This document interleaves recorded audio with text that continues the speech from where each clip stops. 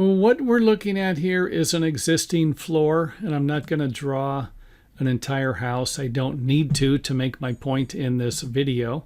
But you can see here that the floor joists do not have any holes drilled through them at all for plumbing pipes. But this one here does. And whether this is an existing building, you're drilling the pipes through, it's new construction. I've seen this in new construction. I've seen it in remodel projects. And it basically applies to both of the situations. And I'm going to kind of just give you a couple of ideas here that might provide you with a better alternative than doing this. And of course, some of the ideas might not be possible. So this might, if this is all you're stuck with, and you want the bathroom, and you're going to let the plumber go in and butcher up some of the joists, at least you can understand after you've watched the video that you are going to be weakening the joists. They're not going to be as strong as they were. And I know that some people would say, no, you're allowed to do this. It says it in a book. An engineer says it. I got it. I've also seen joists like these that you were allowed to drill the holes through. They weren't very big, next to a knot, or the lumber had a defect in it, or there was too much weight on top of the floor, and these joists split. They broke. They were damaged. They couldn't take the weight, and it became a problem. So just because an engineer tells you you can do something, and I'm not saying this, don't get me wrong, this is not every situation. If an engineer says, hey, you're going to need a 32-inch by 8-inch glulam beam to hold up a single-story ridge or something like that, yeah, that might be a little overkill. You're not going to ever have any problems with it, But for a situation where you pick up a book, you go on the internet, you read something, and it says, yeah, you're allowed to do this, and you just accept that, fine. But you're going to have to put a little common sense to it, and that's kind of the point I'm making here. So I'm not an engineer. I'm really not providing you with structural engineering advice. I'm providing you with some of the advice I'm going to be providing you with will be something from the code books.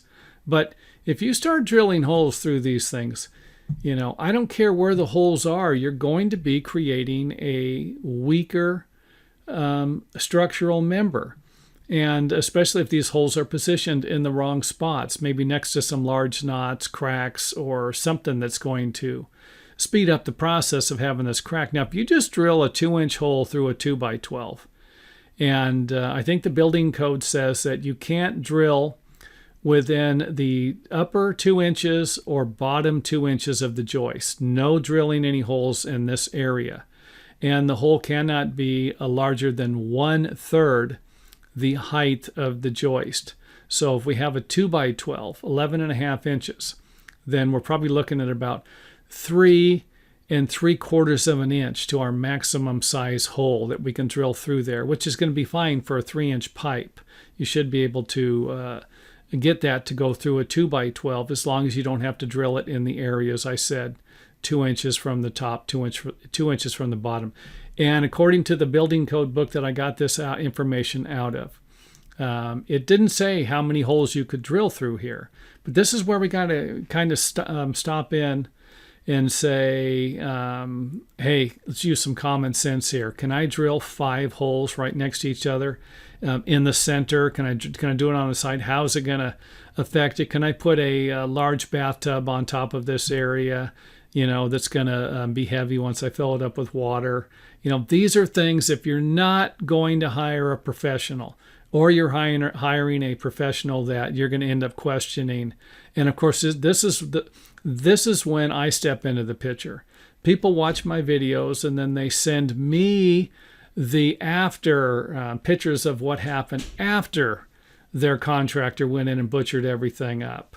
And if you drill these holes in, you have too many holes, you got a weak floor, you're going to have to take all the plumbing out and either replace the joist or install some new joist right next to the damaged joist to fix this thing.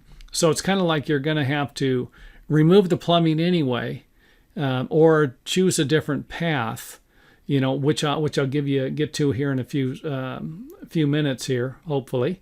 And so it's like you don't want to butcher it up in the first place. You don't want to hire a professional who's not going to give you a detailed plan of what they're going to do, how many holes they're going to drill in the joist, and whether or not you're going to be stuck with a product that you're going to have to suffer with, and they've already been paid. Not a good thing. So this alternative right here isn't something I think I would do. If you're just going to be drilling through 2 joists, that might not be a problem.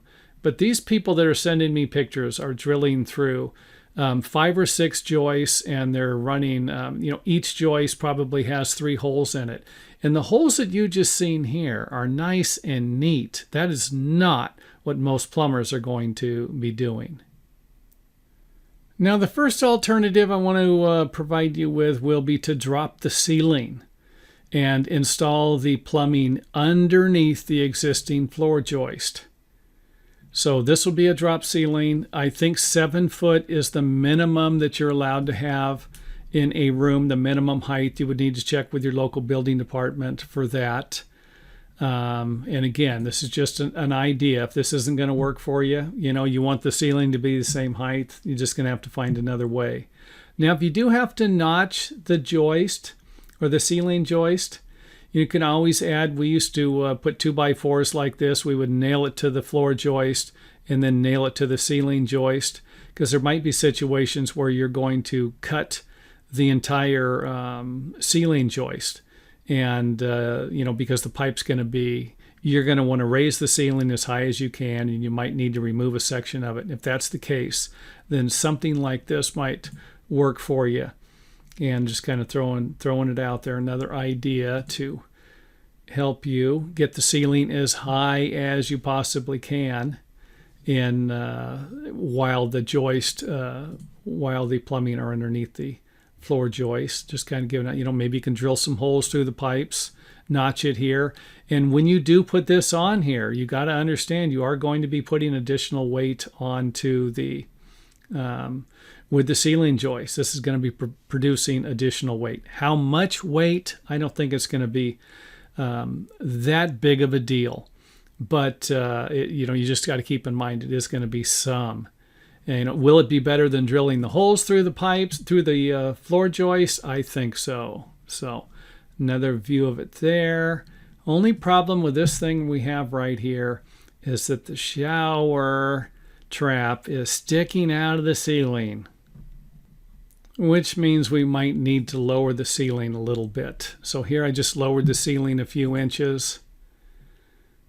I removed the floor joist to give you an idea. Now, when I lowered the ceiling a little bit, in the other ones, you remember that the pipes were going through the joist. If you lower the ceiling, it's going to encroach on your headroom in here.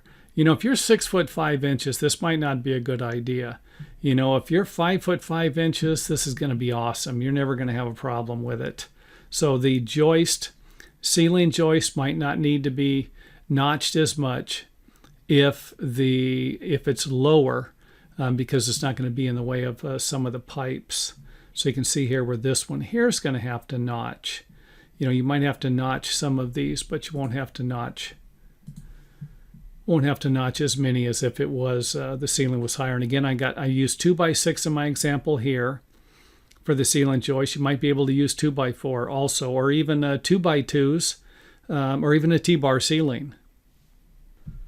Another thing to consider would be to install a new drain pipe. Remember, we were over here and we had to drill through all of these joists, especially with the larger pipe. If you could somehow install a new one and you can create something like this, we've only had to drill through 2 of the joist. A lot better than drilling through all the ones we drilled over here and the holes. Now, the only thing with this is that you are going to need to tie it into the sewer or to a drain underneath the house, underneath the foundation, or going on the outside of the house and around the house to the drain located somewhere either in the front or the backyard, wherever it is located. So this could be a problem with a concrete foundation. Might not even be an option with a concrete foundation. A wood framed floor, it might be. So if that is something that works, great. If not, go back to the drawing board, and you might have to drill through all these joists or use the drop ceiling. So just kind of giving you an idea of how the plumbing would work here. The sink here is going to be a drain. The vent for the toilet would be here. And of course, we could have used this as a vent for the toilet also. So the drain, the water is going to be draining this way for the sink. And then this is going to be a vent. The air is going to be kind of going this way or traveling however it wants to go in and out of here. But to make sure that we do not pull the water out of the trap in the sink with every time we flush the toilet. That's what the vent's going to be doing. Shower coming in here. The vent for the shower would be here. So just another option. If it helps, this has saved you a lot of grief or might save you a lot of grief in the future, hit the thumbs up button. You enjoy watching our videos, let us know. Leave a comment. And we are going through some tough times with a thing right now. It is March 19th, 2020, and we have a coronavirus going around the world, and it's starting to create some big problems. And I'm not going to go into a lot of detail on that, but let's just hope that we get through it and get through it without a lot of casualties and financial suffering.